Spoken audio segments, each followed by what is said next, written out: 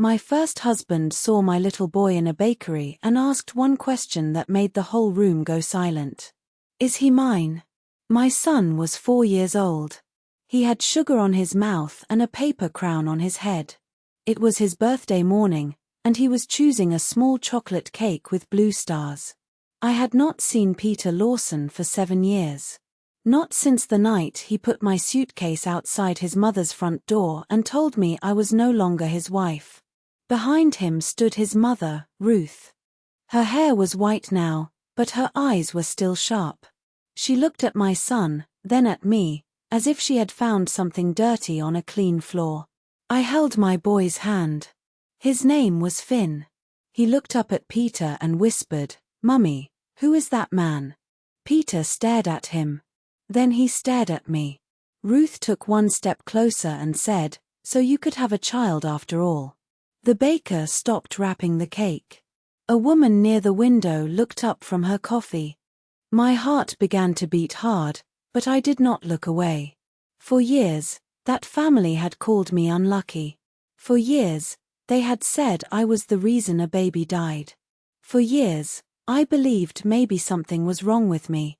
But that morning, in front of a birthday cake and a child with chocolate on his chin, the truth finally stood between us. And this time, I did not run.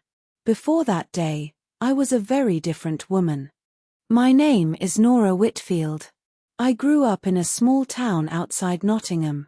I lost my parents young, so I learned early how to smile even when I felt alone. When I met Peter, I was 22. He worked in a furniture shop. He was quiet, polite, and careful with his words. He did not drink too much. He did not shout. He always paid for tea. I thought quiet meant kind. I thought a man who never raised his voice would never break my heart. I was wrong. We married after 1 year. I moved into his mother's house because Peter said we needed to save money. The house was narrow, old, and very clean. Every cup had its place. Every towel had its fold. Every meal had to be cooked the way Ruth liked it. Ruth Lawson was a widow. She had only one son, and she acted like I had stolen him. On my first morning there, I woke early and made tea. I placed a cup in front of her and said, "Good morning, Mum." She looked at the cup, then at me. "Peter does not like tea that dark," she said. That was my welcome. I told myself she needed time. So I gave her time. I cooked. I cleaned. I washed clothes. I smiled when she corrected me. I said sorry when I had done nothing wrong. If the soup was too salty, I said sorry. If the floor was not dry enough, I said sorry. If Peter came home tired, I said sorry. Slowly, sorry became the language of my marriage. Peter saw everything, but he never defended me. "She has had a hard life," he said one night. "Do not make things worse." I wanted to ask, what about my life?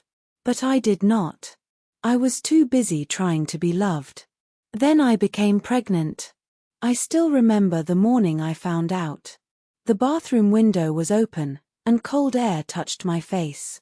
I stared at the test in my hand and began to cry. For the first time in that house, I felt wanted. Peter smiled when I told him. Not a big smile, but enough to make me hope. Ruth touched my stomach once and said, "This family needs a child." Not, "Are you happy?" Not, "How do you feel?" Just that. This family needs a child. Still, I was happy. I talked to the baby at night. I imagined small socks on the radiator. I imagined Peter holding our baby near the kitchen window. I even imagined Ruth becoming gentle. Hope can make a woman blind. One winter morning, when I was almost 5 months pregnant, I woke with pain. At first, it was small. Then it became sharp. I called Peter, but he was at work. I called Ruth from the bedroom. She came in slowly, as if I had disturbed her. When she saw my face, she called an ambulance. At the hospital, everything moved too fast. White lights. Cold hands. A nurse telling me to breathe. Peter arrived with rain on his coat. I held his sleeve and said, "Please do not let our baby die." He did not answer. Later, the doctor came to my bed. His voice was gentle, but his eyes were sad. "I am very sorry," he said. "We could not save the baby." After that, I heard nothing. The world moved, but I stayed still. I went home 2 days later, empty in a way no one could see. The baby blanket I had bought was gone from the chair. The small picture from the scan was gone from the fridge. I found both in a bin bag near the back door. Ruth said, "It is better not to keep sad things." But I knew what she meant. She did not want a reminder of the child. Or of me. At first, Peter cried with me. He sat beside my bed and held my hand. But his grief soon turned cold. He stopped talking about the baby. He stopped saying my name softly. He stopped sleeping close to me. Ruth's words became worse. "Some women bring bad luck. Maybe God closed her body for a reason. Peter should have married someone stronger." I waited for Peter to say, "Stop." He never did. One evening at dinner, Ruth placed her fork down and looked at me. "How long must my son wait?" she asked. I looked at Peter. He kept eating. Ruth continued, "A wife who cannot give a child is only a guest in her husband's house." I stood up and walked to our room. I hoped Peter would follow. He did not. That night, I cried into my pillow until my throat hurt. The next year became a long road of doctors, tests, and silence. I went to appointments alone because Peter was always busy. I took vitamins. I drank warm water with bitter herbs Ruth bought from a neighbor. I stopped drinking coffee. I stopped lifting heavy things. I stopped laughing too loudly. Every month, I hoped. Every month, hope left me. Then one afternoon, I came home early from the clinic and heard Ruth speaking in the kitchen. I stopped near the door. She said, "Do not tell Nora. It will destroy you." Peter answered in a low voice, "But the doctor said it is my report." My heart stopped. Ruth said, "Reports can be wrong.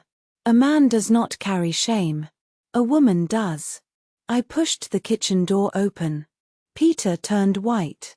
Ruth quickly folded a paper and put it into her apron pocket. "What report?" I asked. Peter looked at his mother. Ruth smiled. "You heard wrong," she said. I looked at Peter. "What did the doctor say?" He rubbed his face and whispered, "Nothing important." That was the first crack in the wall.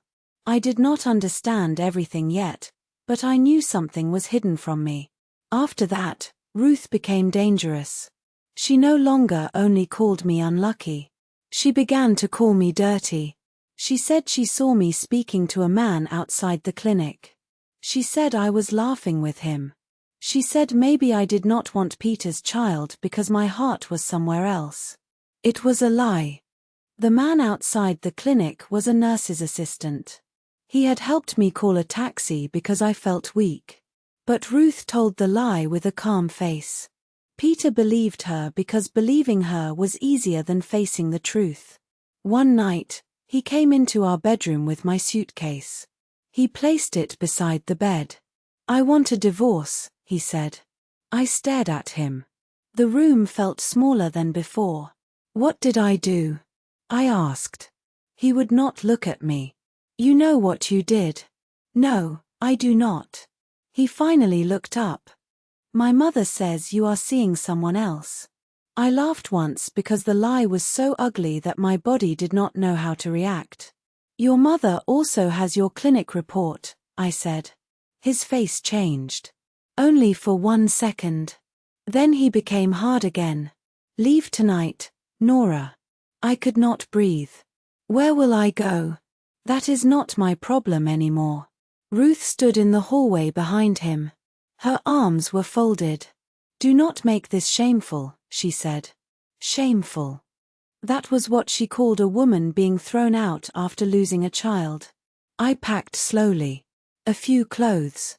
A small photo of my parents. The scan picture I had taken from the bin bag. And the baby blanket. I walked out with one suitcase and no home. Peter closed the door behind me. He did not say goodbye. For weeks, I lived like a shadow. I found a small room above a laundrette in Exeter. The walls were thin. The mattress was old. At night, I could hear people laughing in the street below. Their happiness felt like another language. I had little money, so I took the first job I could find. It was in a small book cafe called the Blue Lantern. The owner was Mrs. Harper, a woman with silver hair, round glasses, and hands that always smelled of lemon soap. She looked at my suitcase and did not ask questions. She only said, "Can you make tea?" I nodded. "Then you can start now." That cafe saved me before any person did. It gave me a reason to wake up. I cleaned tables. I stacked books. I made soup. I learned the names of regular customers. I smiled at strangers because it was easier than explaining my life. But inside, I was still broken. Some mornings, I touched my stomach and hated my body.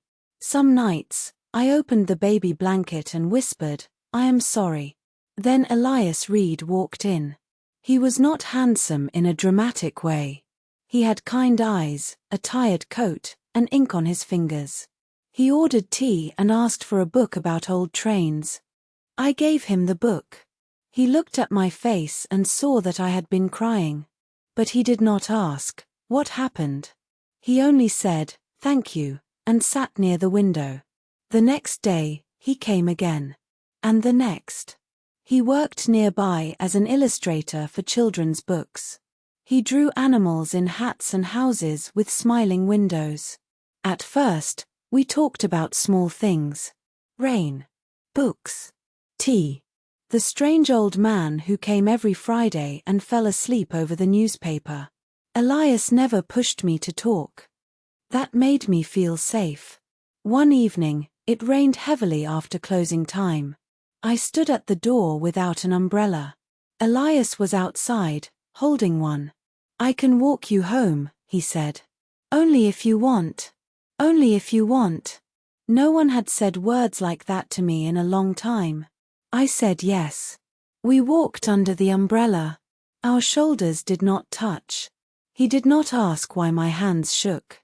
At my door, he said, "Good night, Nora." I went upstairs and cried.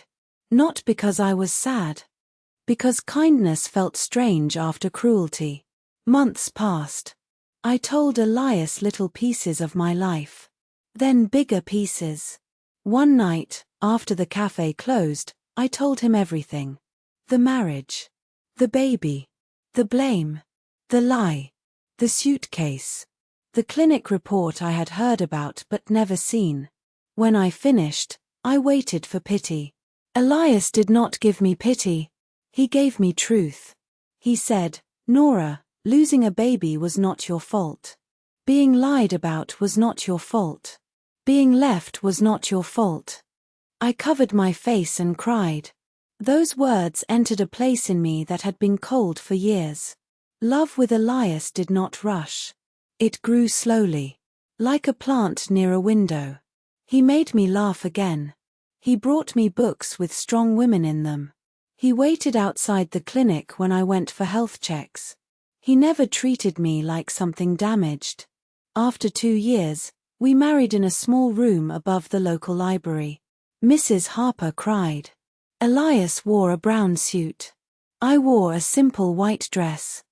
There was no big party. But there was peace. Before the wedding, I told Elias, I may never have a child. He took my hand. "I am marrying you," he said. "Not your future child." I believed him. That was the difference. A year later, I became pregnant. When the doctor told me, my first feeling was not joy. It was fear. I thought of the baby I had lost. I thought of the hospital lights. I thought of Ruth's voice saying I brought bad luck. Elias held my hand in the doctor's office. He looked at me and said, We will take this one day at a time. So we did. One day at a time. One appointment. One heartbeat. One tiny kick. One night of fear. One morning of hope. When our son was born, he cried so loudly that the nurse laughed. A strong boy, she said. I held him against my chest and felt the world return to me. We named him Finn. Elias cried when he held him. Not quiet tears. Full tears. He kissed Finn's forehead and said, I have waited for you, little man. From that day, my home became noisy. Bottles. Blankets. Small socks everywhere. Elias singing badly in the kitchen. Finn laughing at nothing. For the first time in my life, I did not feel like a guest in someone else's house. I belonged. Then came Finn's 4th birthday. We went to the bakery for his cake. And Peter found us there. Is he mine? Peter asked. I looked at him for a long moment. Then I said, no. Ruth's mouth tightened. Peter looked hurt, as if he had a right to be hurt. He looks about the right age, he said. I almost laughed. The right age for what? I asked. For the child you threw away before he existed. The baker moved quietly behind the counter. Finn pressed himself against my side.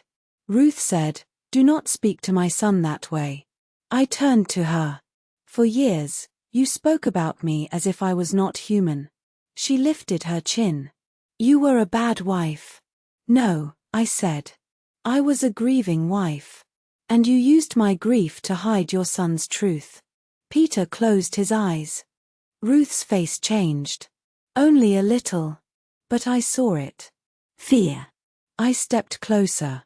There was a report, I said. I heard you both talking in the kitchen. You told him not to tell me.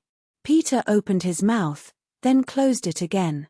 Ruth said quickly, you imagined that. Then Peter spoke. No, Mum. The room went very still. Ruth turned to him. Peter. He looked at her like a man waking from a long sleep. No. Not anymore. He reached into his coat pocket and took out an old folded paper. My breath caught. Peter held it in his shaking hand. I kept it, he said. I do not know why. Maybe because I knew one day I would have to face it. Ruth whispered, put that away. But Peter did not. He looked at me. The doctor said I had a serious problem. It would be very hard for me to become a father. Maybe impossible. My whole body went cold. I had known there was something. But hearing it out loud was different. Peter continued, my mother said if people knew, they would laugh at me. She said a wife could carry that shame more easily than a man. I stared at Ruth. A woman can become old in front of you when her lies lose power. For 7 years, I had carried a question. What was wrong with me? That morning, the question left my body.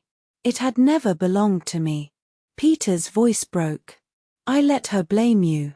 I let her say terrible things. I was afraid.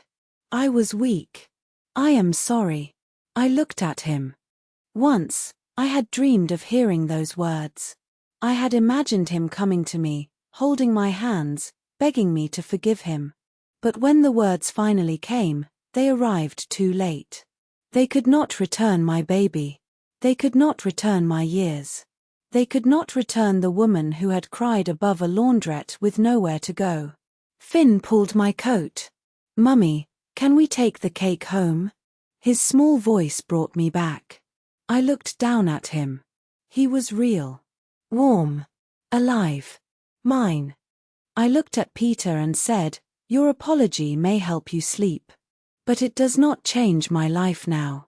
He nodded, crying silently. Ruth said nothing. For the first time, she had no sharp words.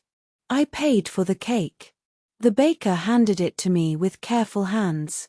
As I opened the door, Peter said, Nora, can I see him again someday? I turned back. No, I said gently. He has a father. Then Finn and I walked out into the rain. When we got home, Elias was hanging paper stars in the sitting room. Finn ran to him with the cake. "Daddy, I got blue stars." Elias lifted him high and spun him around. I stood in the doorway and watched them. My past had followed me into a bakery that morning. But it could not enter this house. That night, after Finn fell asleep, I told Elias everything. He listened without anger at first. Then his jaw tightened. "Do you want to do anything?" he asked. I thought about it. A younger version of me would have wanted justice from Peter. An apology. A confession. A punishment. But I had already built a life beyond their reach. So I said, I want to use it for something. The next month, I asked Mrs. Harper if I could use the back room of the cafe on Saturday mornings. "For what?" she asked. "For women who need a quiet place," I said.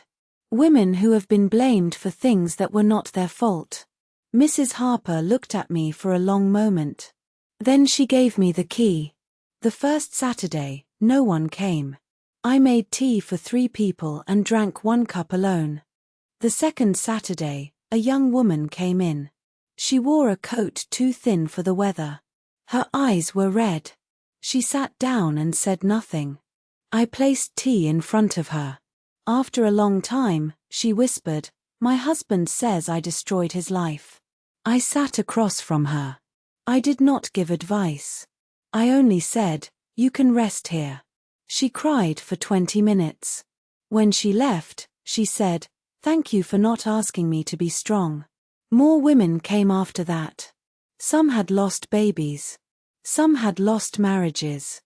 Some had lost homes. Some had not lost anything people could see, but inside they were carrying heavy things. We called the room the second chair, because everyone needs a place where another chair is waiting.